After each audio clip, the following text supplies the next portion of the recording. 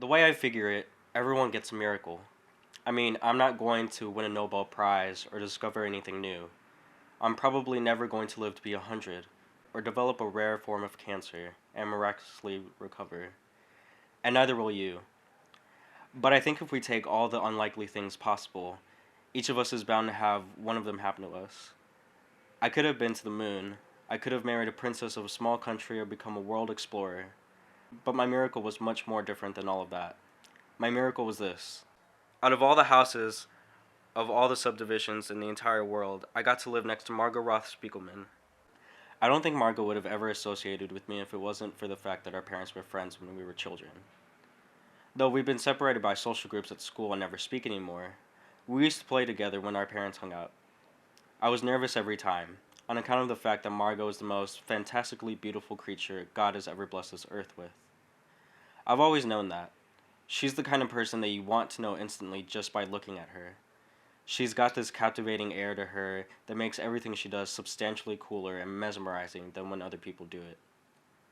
I always thought of her as a person concentrate because she was so much of a person all wrapped up in one little body. She was almost too much for me to handle. I never really know what to do or say when I was with Margot. And spending time with her as a child always seemed to land us, in positions that she considered to be an opportunity for discovery, but I just found uncomfortable.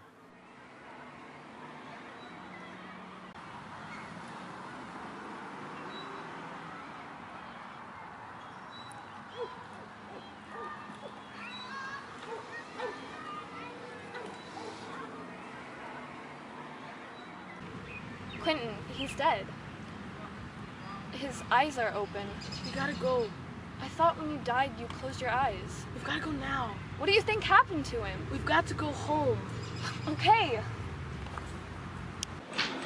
Mom, there's a dead guy in the park.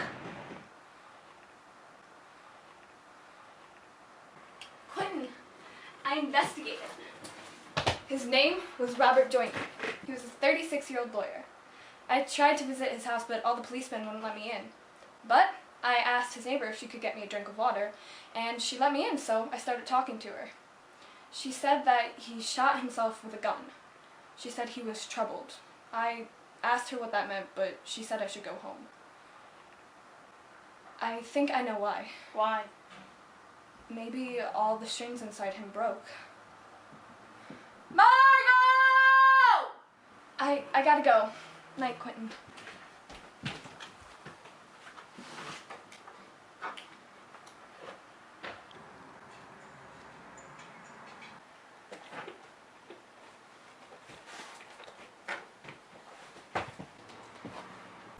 I need your car.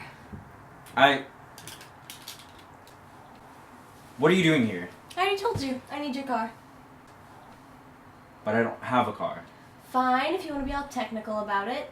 I need your mom's car. Don't you have a car? Oh, I wasn't aware of that. Obviously, that's not an option right now. My parents took my keys and locked them in a safe in their room, under the bed. I'd sneak in and get them, but the dog is in there, and he barks whenever he sees me. So, we're back to where we started. I need your car.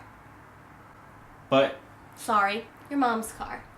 And I'm also going to need you to drive. I've got a lot of things planned for tonight, and I'm going to need a getaway driver. any felonies? Is vandalism a felony? No. No, it's not a felony. Or no, you're not going to help me. No, I'm not going to help you. You know, I've got school in the morning. Of course I know. We go to the same school. You shouldn't have wasted so much time arguing about helping me. Where to? Walmart. How much money do you have? Oh, $0.00. That's fine. I got us covered. Bar mitzvah, bitch. What exactly are we getting from Walmart? You're getting it. I have an ex-boyfriend who works the night shift. It's okay. Look, I have a list made up. I need a whole fish, not cut up or anything, just a whole dead fish. And some spray paint, a disposable camera, a club, like to put on your car, and a dozen flowers. There's no way in hell that I'm going into Walmart at midnight to get you all this stuff.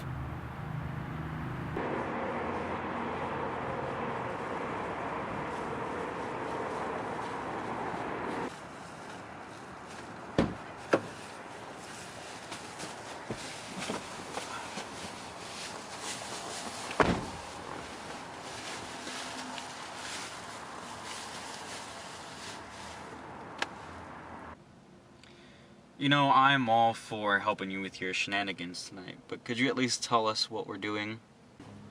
Well, that's no fun. Look, I just want to make sure we're not doing anything wrong. If I get into any kind of trouble, Drake could revoke my acceptance. Fine, buzzkill. But I'm only telling you because my plotting skills are so magnificent. First, we'll go to Becca's house. Uh-oh. Don't be like that. I'm not gonna murder her. I assume from your uh-oh, you know that recently I and the entire school found out that my dear best friend has been fucking my boyfriend of 2 years every Tuesday in her basement. Yes. Well, we're going to pay Becca and Jason a little visit. That's all I'm going to tell you. I don't want to spoil the rest of the fun. Wait, if we're plotting revenge, then why did I get flowers? Oh, the flowers are just for me.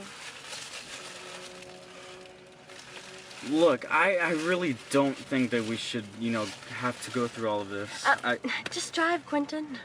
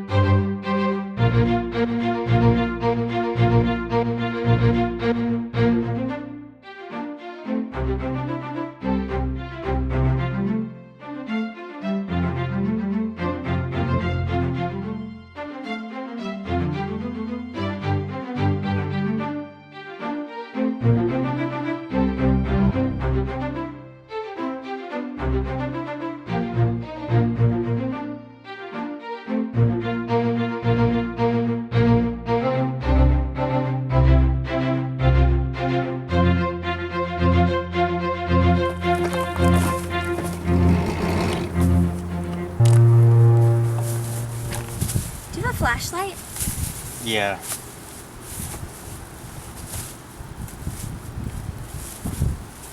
Okay, have this ready.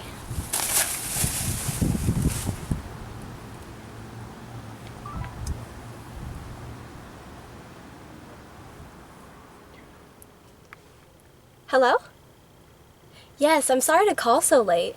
I just thought you'd like to know that your daughter is currently having sex in her bedroom. Oh, he gonna kill me. I'ma die. Oh, ow, ow, ow, ow. Oh my god. Look at his legs. Okay.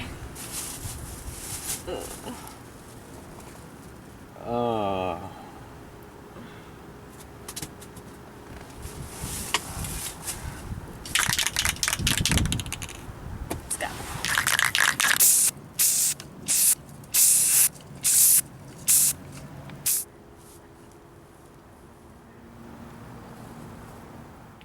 When Margot and I were saying our goodbyes, she told me that she would miss hanging out with me.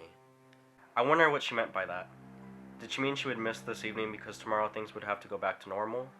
Or did she mean now we were going to start hanging out and she would miss me in a few weeks when we graduated? I knew the second was highly unlikely, but I still wished for it to be true. In the back of my mind, I've always wished it would be true. That Margot loved me in the way that I love her. In the way that keeps you up at night wondering about what is it that makes her Margot Roth Spiegelman.